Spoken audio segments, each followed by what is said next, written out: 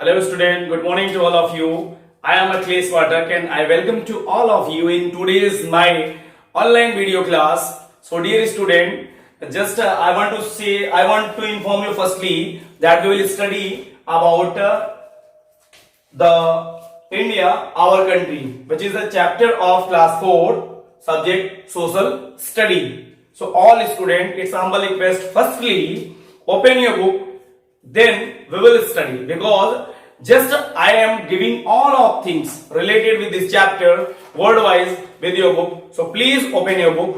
And student, पिछले video में जो हमने देखा था, हमने पढ़ा था, आप अपनी बुक पे ध्यान दें. लोकेशन एंड साइज पहला पॉइंट था. आवर नेबरिंग कंट्री, इसको हमने कंप्लीट किया था. कुछ मैंने वर्क दिया था, state and union territories of India, और इन दोनों के कैपिटल्स के बारे में काफी स्टूडेंट ने उसका जवाब दिया है, ग्रुप में किया है. सो थैंक यू ऑल, बहुत अच्छा आपने मेहनत किया है. आगे भी ऐसे ही आप करते रहें, और जो प्रश्न आपको दिए जाते हैं, जो रिलेटेड क्वेश्चन दिए जाते हैं चैप्टर से, उसको आप सॉल्व करें. सो स्टूडेंट, आज हम पढ़ेंगे पॉलिटिकल डिवीजन ऑफ इंडिया. किस तरीके से राजनीतिक विभाजन हुआ है इंडिया का. Political division. ध्यान दें कि अपनी बुक आप ओपन रखें. आप डिवीजन ऑफ इंडिया, अर्थात किस तरीके से भारत का पॉलिटिकल मतलब होता है राजनीतिक विभाजन हुआ है. So we know that India is a big country with a large population. हम जानते हैं कि भारत बहुत बड़ा देश है हमारा. 132 करोड़ से ज्यादा की जनसंख्या हमारी है, और जनसंख्या की दृष्टि से भारत विश्व में दूसरा सबसे बड़ा देश है, आपको पता है, चाइना के बाद. और there are more than 1 billion, जिसके बारे में मैंने अभी बताया कि 132 से ज्यादा, 1 करोड़ से ज्यादा, 100 करोड़ से ज्यादा, 132 करोड़ से ज्यादा मैं बता रहा हूं. अभी वर्तमान में आपने देखा होगा कि कई अपने भाषणों के दौरान भी हमारे आदरणीय प्रधानमंत्री जी कहते रहते हैं 132 करोड़ देशवासी. तो इसका अर्थ ये होता है डियर स्टूडेंट कि हमारी जो जनसंख्या है वो लगभग 132 करोड़ से ज्यादा हो चुकी है. Student, in order to run our country, हमारे देश को चलाने के लिए, इतना बड़ा देश है कि इसको चलाने के लिए एक तंत्र होना चाहिए, और इतना बड़ा देश है तो एक व्यक्ति इसको कैसे चला सकता है, या किस तरीके से रेगुलेट कर सकता है, या इतने बड़े सिस्टम को कैसे चलाया जाए, इसको ध्यान में रखते हुए हमारे देश का राजनीतिक विभाजन भी साथ में किया गया है.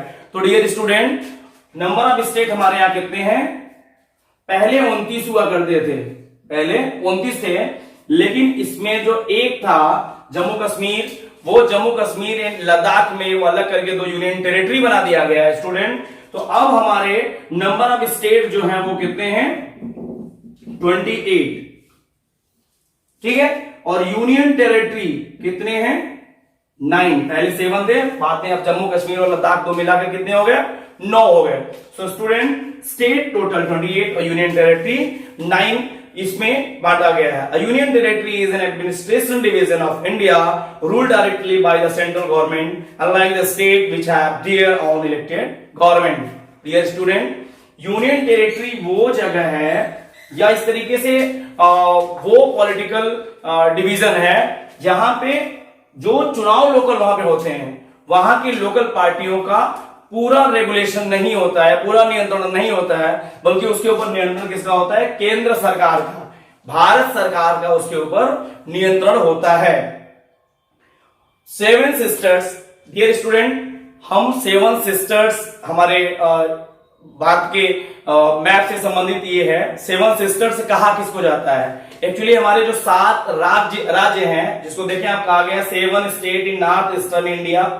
7 राज्य जो उत्तर पूर्वी भारत के हैं अलग अलग, उनको हम 7 सिस्टर के नाम से जानते हैं. पहला क्या है? आसाम, फिर अरुणाचल प्रदेश, मणिपुर, मेघालय, मिजोरम, नागालैंड एंड त्रिपुरा.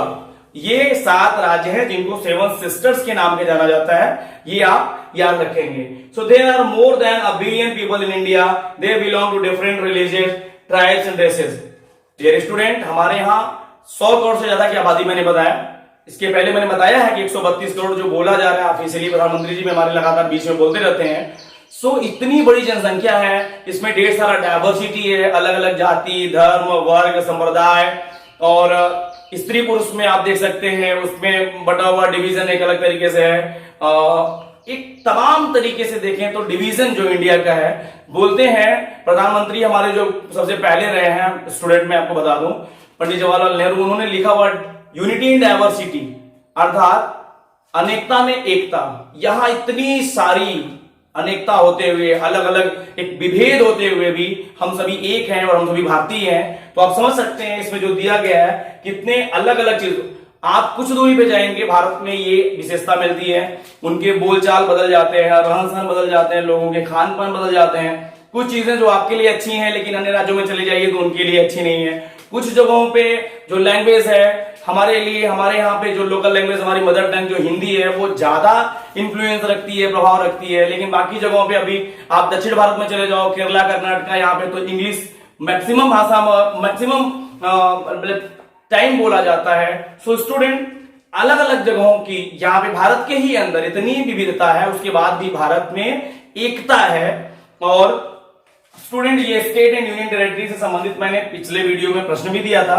नीचे है फिजिकल डिवीजन ऑफ इंडिया, इसका मतलब भौतिक रूप से भारत का विभाजन कैसे हुआ है। So depending on the varied land feature, India can be divided into 6 main physical division.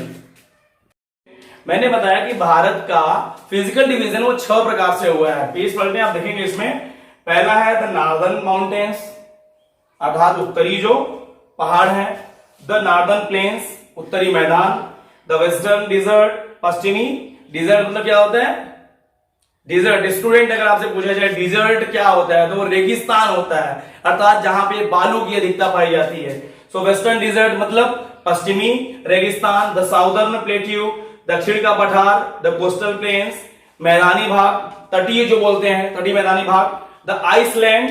ये 6 ऐसे भाग हैं जो फिजिकली, भौतिक रूप से भारत के डिवाइड किए गए हैं। स्टूडेंट, इस तरीके से ये चैप्टर हमने कंप्लीट किया। और इस चैप्टर से संबंधित जो वर्क है, ये पहले तो ध्यान दें कि ये वर्क आपको फेयर कॉपी में करने हैं। और इससे संबंधित रिमेंबर जो है, ये जो 5 पॉइंट है, इसको आपको फेयर में अपने नोट करना है। उसके बाद फिर न्यू वर्ड्स, यहां देखेंगे आप न्यू वर्ड्स है, न्यू वर्ड्स की तीनों जैसे आइसलैंड, पेनिसुला और प्लेट्यू है, इसको आप नोट करेंगे फेयर कॉपी में। फिर एक्सरसाइज के चूज द करेक्ट आंसर आपको करने हैं 4 ऑप्शन से। उसके बाद फिल इन द ब्लैंक्स है, वो चैप्टर से ही है, मैच द फॉलोइंग, और फिर आंसर द फॉलोइंग क्वेश्चन। इस तरीके से इस एक्सरसाइज को डियर स्टूडेंट आपको अपने फेयर कॉपी में करना है। उसके पहले आप सॉल्व करके ये अपने ग्रुप में शेयर करेंगे। किसी भी तरीके की समस्या रहेगी तो उसका समाधान करते हुए आपको बताया जाएगा, फिर आप इसको फेयर करेंगे।